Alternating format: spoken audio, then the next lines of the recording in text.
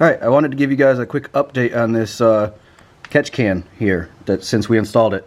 For those of you that don't know, this is the PCV valve line, and we disconnected the factory. We did this aftermarket tubing up to here to the catch can and then back down to where it goes in underneath the truck. So you have to look at the video for that. But we just drove 123 miles over the last couple of days just around town, and I wanted to show you how much fluid has accumulated in this thing. So I'm gonna unscrew it. It unscrews just like an oil filter, basically. And I checked on this like 2 days ago, and it already had a little bit of fluid in there, so I know that it's working.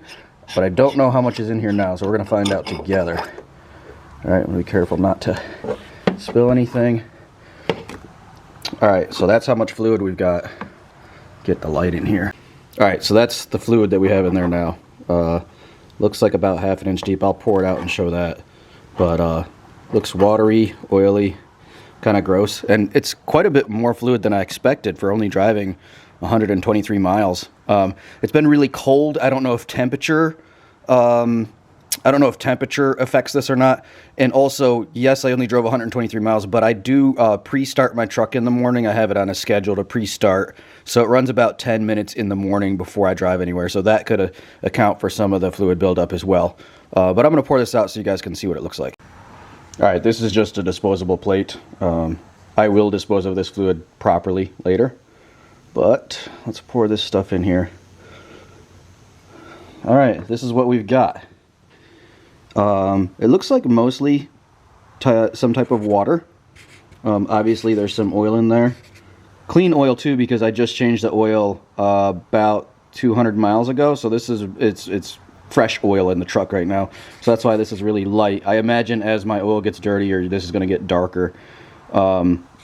There's some bubbles in here right now, but that's not from the fluid. I think it's interacting with this styrofoam plate. So I better pour this back into the container before it like dissolves this plate or something. I'm not sure what's going on, but that's what it looks like. Oh, spilt a little bit, and that's how much fluid there is. So I don't know how often I'm gonna actually empty this, but I imagine I better do it at least every 1,000 miles, because if it's that much from 100, so that times 10 would be pretty much to the top.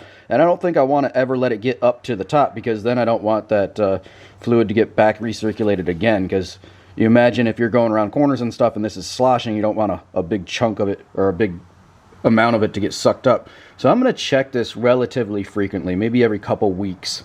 And on longer road trips, I'll check it like every time I fill up or something, just to be safe.